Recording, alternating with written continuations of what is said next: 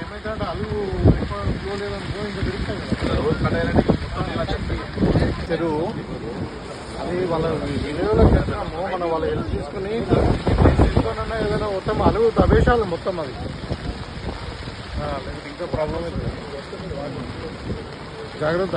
ఇందులో చెరువు అదే ఇందులో చెరువు కూడా ఇప్పుడు చంద్రగణపల్లి చెరువు ఏదైనా లేకపోతే ఇందులో చెరువుకి వస్తాయి.